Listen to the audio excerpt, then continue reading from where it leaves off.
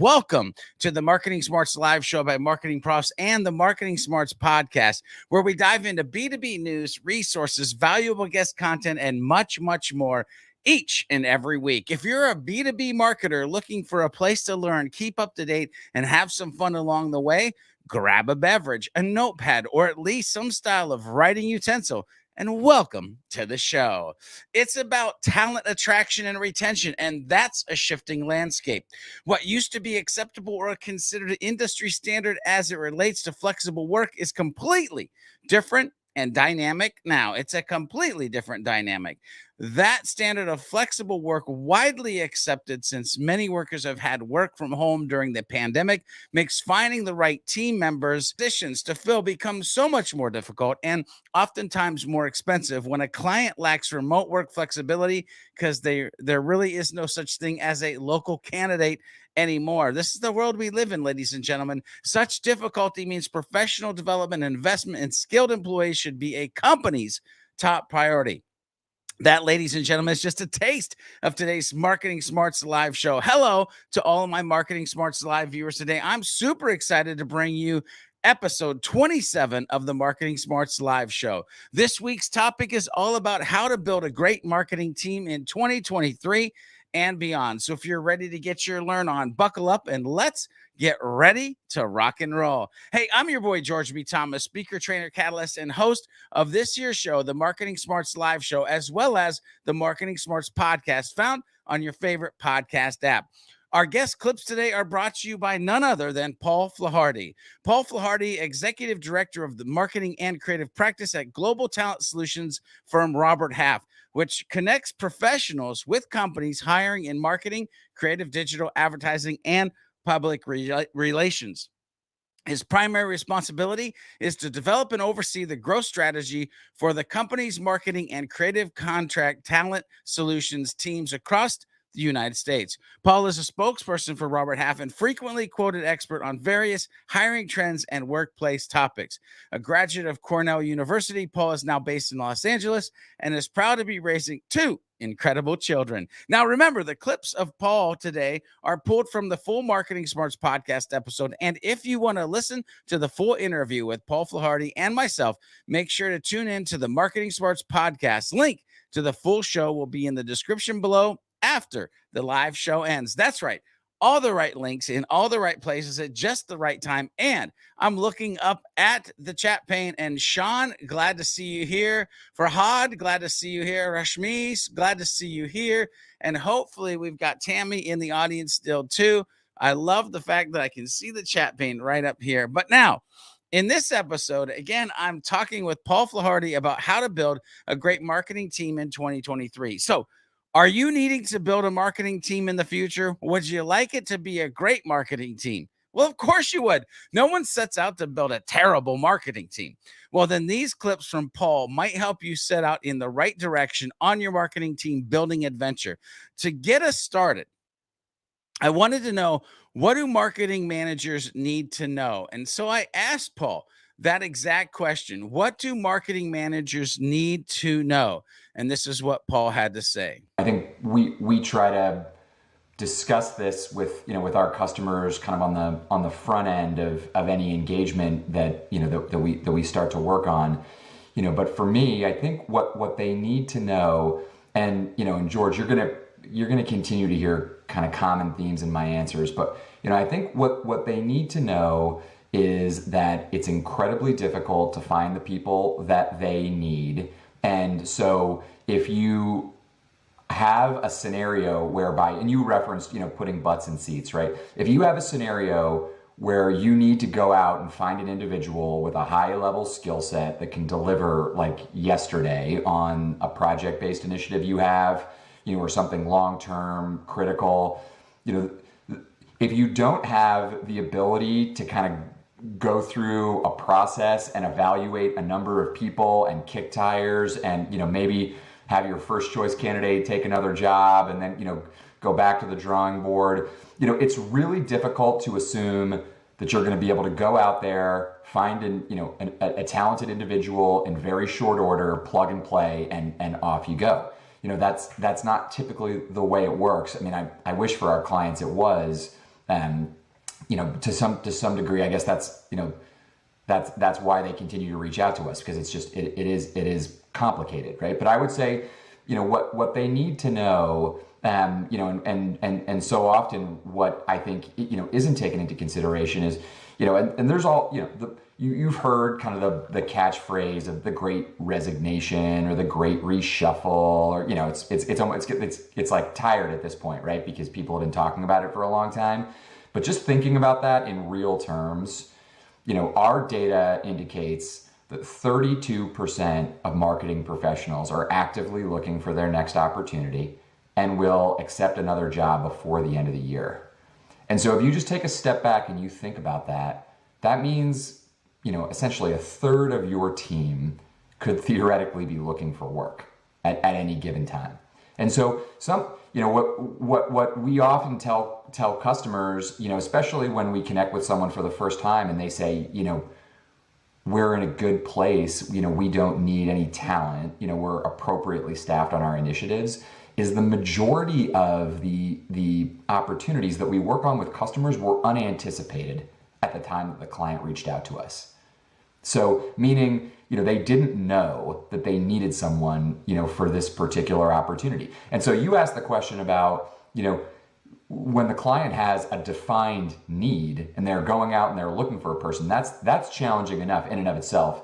But then, we can't lose sight of the fact that the majority of the needs are unanticipated. Therefore, that makes things that much more difficult, because typically speaking, you're not only trying to find a great person, to join the team, but you're, trying to reallocate work, that individual was doing before they left, which creates, excess workload, potentially burnout, fatigue, decreased productivity for your existing team. So sometimes it's not even just about how do we go out and find that square peg for the square hole. It's really about, how do we anticipate, what kind of stressors would theoretically, motivate our team to start looking for something new? How do we address those on the front end, be more proactive about keeping our staff? Did you hear that? Do you need to find that person quickly? Do you have a process? Are you equipped to go back to the drawing board? Hiring new talent, the right talent, is not easy path, but easier if you have a great process and are building and planning around capturing that next opportunity of gold. I'd be remiss if I didn't share that my mind also went to the importance of retention of your current team members who are A players. Do you have an acquisition and retention plan around your marketing team talent? Put the answer to that in the chat pane, or let me know on Twitter using the hashtag MPB2B, and of course, tag me using @GeorgeB.Thomas. Now, we'll get back to Paul and his thoughts on how to build a great marketing team in 2023. But first, I have to ask, are you part of the Marketing Profs community? If not, become part of the Marketing Profs community by heading over to mprofs.com/MP today. Now, it's time for one of my favorite sections in the B2B News, where we talk about breaking B2B news or really important tips we find on the Google News tab related to you and your B2B business. This week, the title is B2B Social Data: How to Build a Successful B2B Marketing Strategy for Social Media by Debbie Moran. Today's B2B marketers are faced with a constant barrage of content, and it can be difficult to know how to cut through the noise. But social media marketing is one of the most effective ways to reach B2B prospects today, providing you have a strategic plan before posting. Want to walk through the steps to create a B2B marketing strategy for social media? Want to learn how to pick the right platform for your business, what kinds of content to create for each one, and how often to post, and how to measure ROI from your efforts? Want to understand how to build a successful B2B marketing strategy for social media? Then you have to check out this article. To read this article, check out the link below when the live show is over. So let's get back to Paul and his Marketing Smarts podcast episode. In that first clip, you might have picked up on how hard acquiring good humans when you need them might be. So how can I make it easier for you in the future?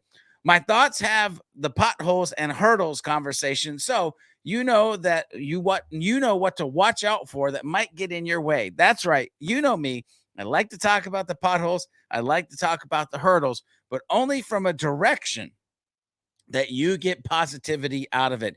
So I had to ask Paul, what are some hiring hurdles marketing managers should be watching out for? And here's what he had to share. It's a good question. I think I could answer in a variety of different ways, but I think it still, boils down to being proactive about thinking, how can we meet our customer where they are right now? Buying patterns are consistently changing, and how a brand engages with their customers needs to change and evolve in order to kind of meet those needs.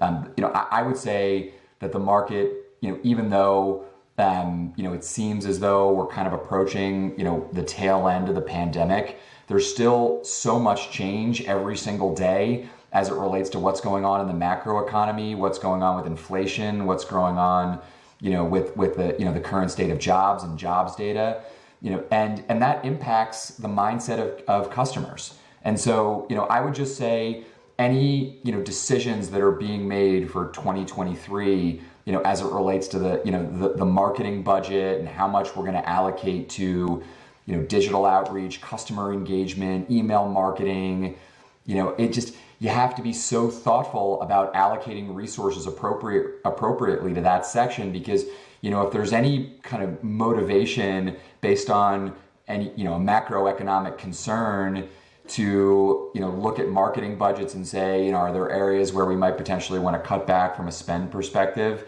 I just think we've seen that movie before. And, we've gotten back to a place where, where budgets look very similar to where they did pre-pandemic, which is, I think, exactly where they need to be, and they need to continue to grow and evolve, for the marketing teams. But I just think, that's creating potholes for yourself next year, if you aren't appropriately allocated to, to key marketing-based initiatives and, in digital and client engagement and brand. One thing I know about 2023, without having a crystal ball, is it's going to throw us, unexpected curveballs.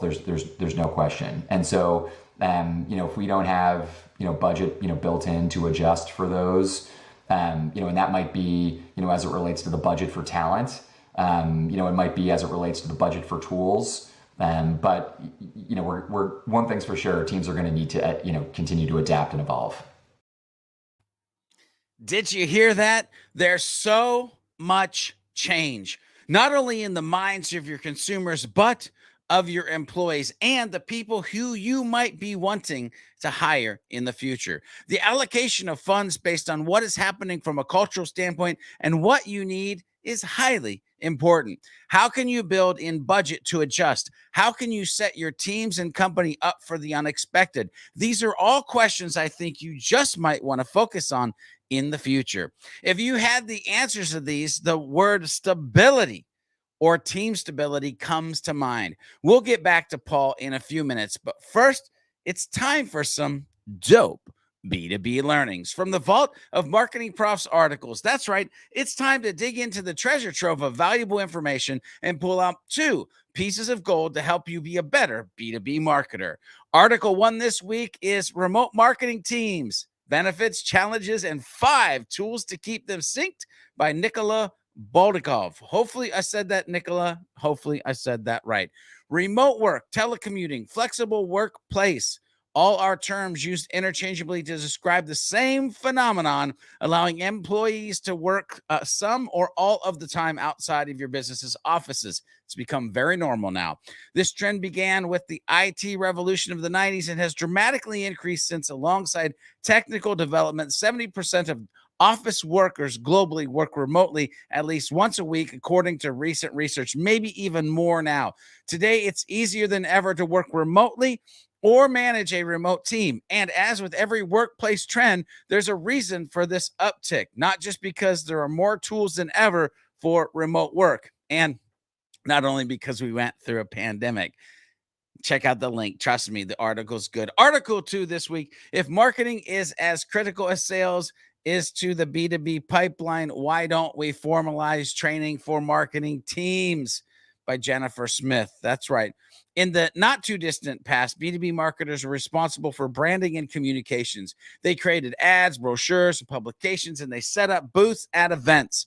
The skills required didn't change too often, but it was incredibly difficult to track ROI, and marketing was seen as a function that had to be done.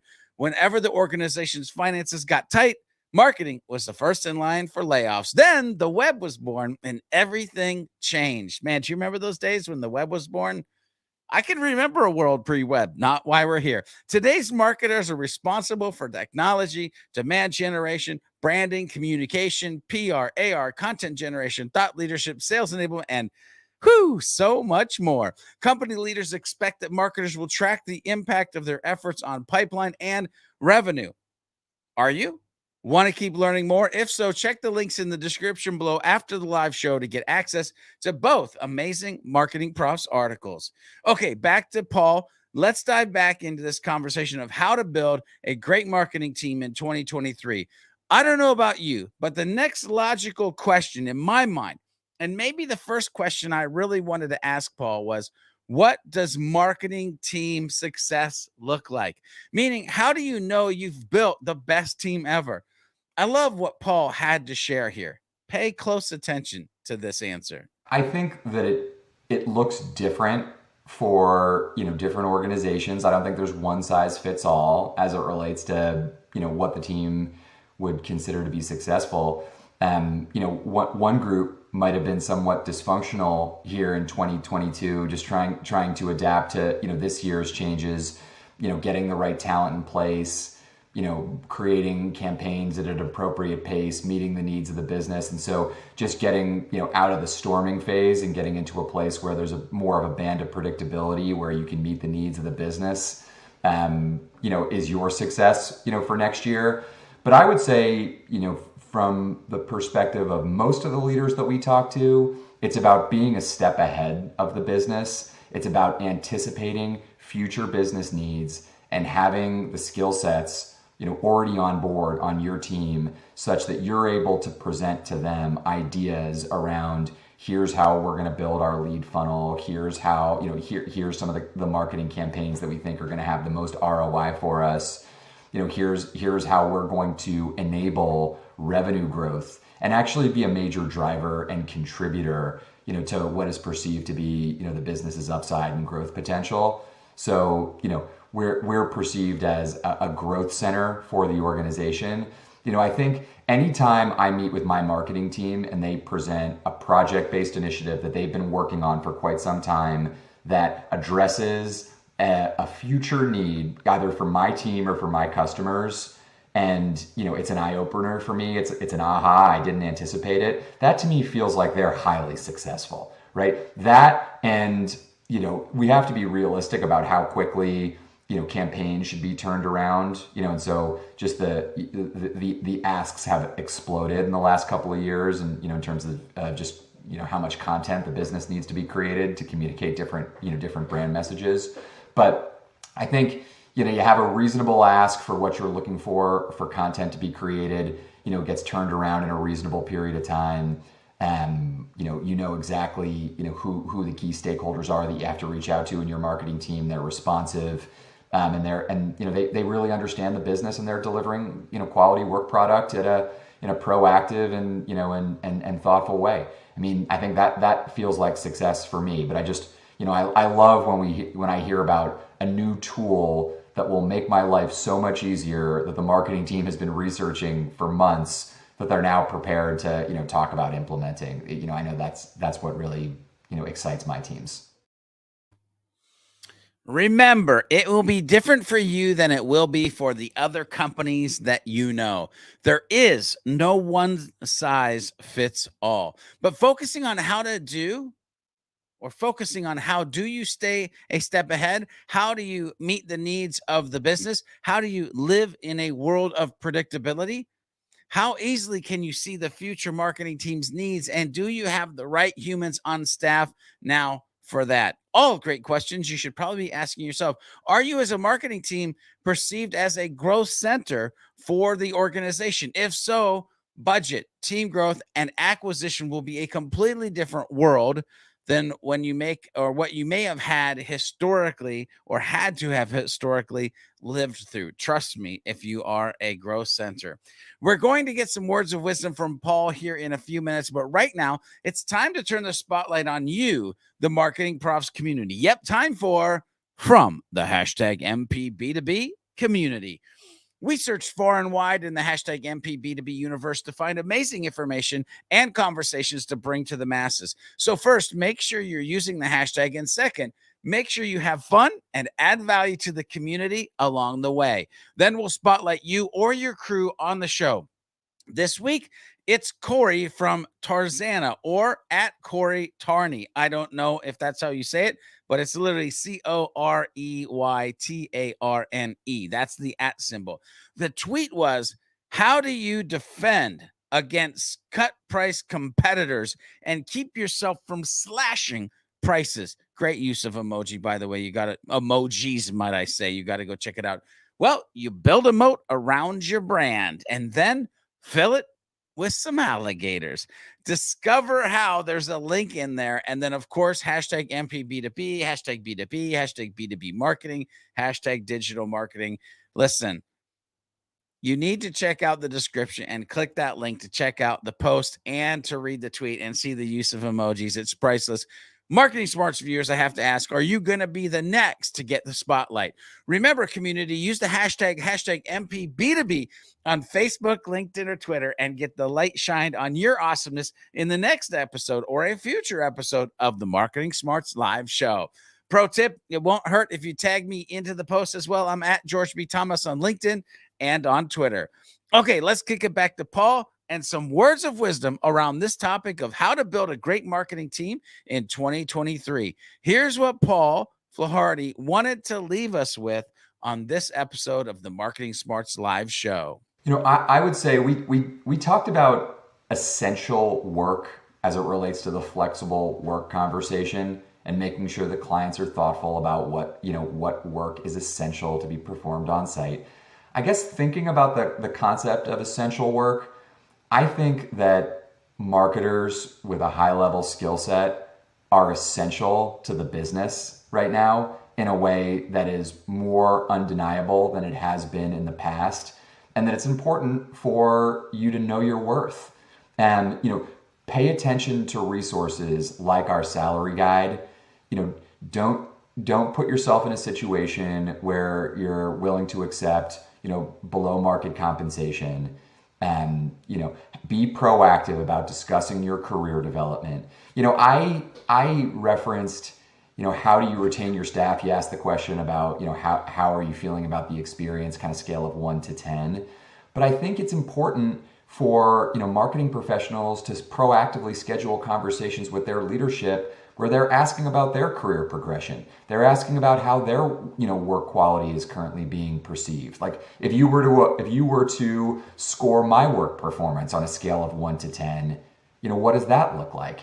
I think sometimes the turnover that marketing teams experience are because, professionals don't understand what their opportunity looks like moving forward. Like what's the next step for you? How will you be developed moving forward? How will you grow? When you get to this place of essential value add to the organization, you can be proactive about asking those questions. It's on the mind of your leadership, right? They're thinking about ways to retain you. So don't be afraid in your reviews to ask about where you're going, how you're doing. You never want to give the impression that you're looking past today's work, and so that's important too, that, you make sure that you communicate the fact that you're incredibly focused on delivering high level work product today. But I would just say, be proactive about those career discussions and know your worth. What is essential? What is essential? Marketers with high level skill sets are important. And companies need to know their worth. But I think the employees also need to know their worth as well. What does work progression and quality look like? Are you measuring your internal opportunities and culture, your teams live in and grow through every single day? How proactive are you being? Oh my gosh, this and so many questions. If you notice, this is very question-based responses to what Paul shared. Because as somebody who's trying to build a team, I think you have to ask yourself a lot of questions and find those answers along the way, ladies and gentlemen. Have you enjoyed today's journey? Let us know. Use that hashtag MPB2B on whatever platform you are joining us on. It's time, ladies and gentlemen. Head to the description below, click on the link to the full Marketing Smarts podcast with Paul Flaharty, and keep on learning more about how to build a great marketing team in 2023. Remember, these were just a few clips of the original Marketing Smarts podcast interview. If you got value out of today's show, hit that like, and better yet, share it with a coworker or friend. To keep learning more, hit that subscribe or watch additional Marketing Prof videos on your favorite social channel, or head over to our YouTube channel if you're not there yet. Or you can tune into the original Marketing Smarts podcast episode on your favorite podcast app.